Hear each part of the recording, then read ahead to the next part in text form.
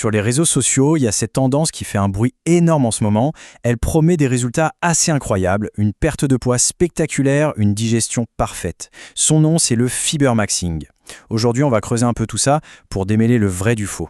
Et pour bien se rendre compte de l'ampleur du truc, il suffit d'un seul chiffre. Le hashtag Fibermaxing, c'est plus de 160 millions de vues sur TikTok. C'est une véritable déferlante. Mais de quoi parle-t-on concrètement ? Au cœur de tout ce buzz, il y a cette promesse, à la fois hyper séduisante et, on va le voir, assez controversée. Les fibres sont présentées comme une sorte d'alternative naturelle à des médicaments très connus pour la perte de poids. Et c'est vraiment cette affirmation qui a mis le feu aux poudres. Bon, alors, c'est quoi ce fameux fibermaxing ? D'où ça sort et surtout, pourquoi c'est devenu si populaire aussi vite ? Alors le terme maxing, ça vient du jargon d'Internet. L'idée c'est simple, on pousse un paramètre à son maximum pour en tirer tous les bénéfices possibles. Appliqué aux fibres, ça donne donc une stratégie qui consiste à augmenter son apport de façon massive et volontaire. Et ce qui nourrit cette tendance, ce sont deux grosses motivations. D'un côté, une inquiétude qui monte sur le cancer colorectal, et de l'autre, cette comparaison super alléchante avec les médicaments pour maigrir. Pour vraiment comprendre de quoi on parle, il faut faire un petit retour aux bases. Que sont les fibres alimentaires exactement et à quoi elles servent dans notre corps ? Un peu de chance, c'est parti. Les fibres alimentaires, pour faire très simple, ce sont des glucides qui viennent des plantes. Leur particularité, c'est que notre intestin grêle, lui, il ne sait pas les digérer.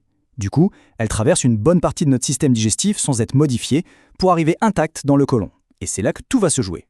On les trouve bien sûr dans les fruits, les légumes, les légumineuses ou encore les céréales complètes. En fait, il faut s'imaginer qu'il y a deux grandes familles de fibres, et elles n'ont pas du tout le même rôle. D'un côté, on a les fibres insolubles.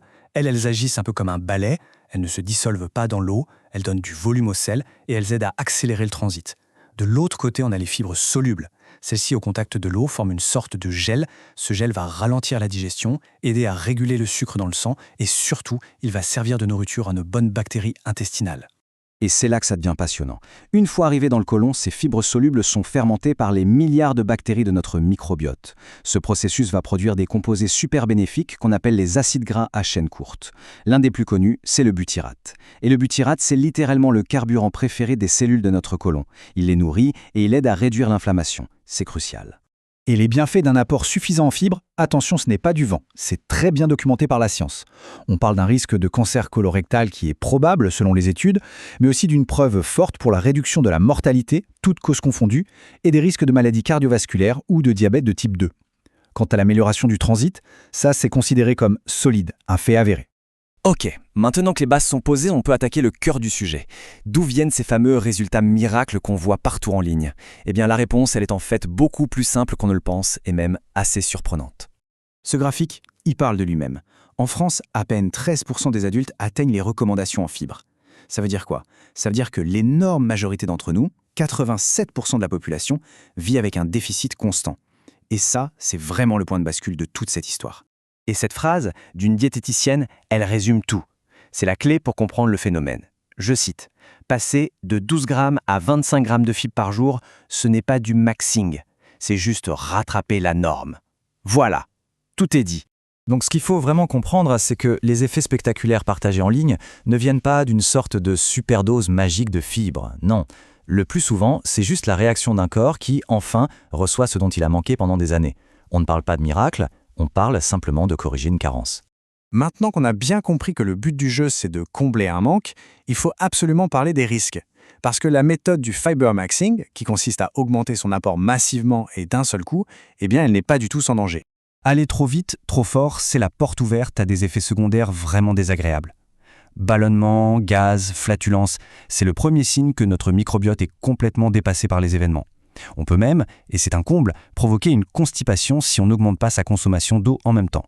Sans oublier les crampes d'estomac ou une possible interférence avec l'absorption de certains médicaments. Donc la prudence est vraiment de mise. Bon, alors comment on s'y prend pour bien faire les choses ?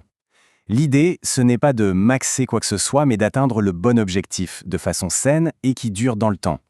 Voyons la bonne méthode. La règle d'or, c'est la douceur, la progressivité. On y va tout doucement, on augmente son apport de 3 à 5 grammes par semaine, pas plus. Ça laisse le temps à notre microbiote de s'habituer, de s'adapter tranquillement. Et le deuxième pilier, tout aussi important, on augmente sa consommation d'eau en même temps. C'est crucial, les deux vont ensemble. Et pour montrer que ce n'est pas la mer à boire, regardons à quoi peut ressembler une journée à 30 grammes de fibres. C'est beaucoup plus simple qu'on l'imagine. Le matin, des flocons d'avoine avec une pomme. Le midi, une bonne portion de lentilles avec des légumes. En collation, une poignée d'amandes. Et le soir, du riz complet avec, encore, des légumes. Le comptier, c'est tout à fait faisable sans se prendre la tête. Alors, pourquoi on insiste sur les vrais aliments plutôt que sur les poudres de fibres? Pour une raison toute simple, la synergie. Dans une pomme, dans des lentilles, il n'y a pas juste des fibres. Il y a aussi des vitamines, des minéraux, différents types de fibres qui travaillent tous ensemble. C'est cet écosystème complexe qu'aucun complément en poudre ne pourra jamais imiter. Au final, le chiffre à retenir, le véritable objectif, c'est celui-ci, 30 grammes. C'est la recommandation officielle en France pour un adulte.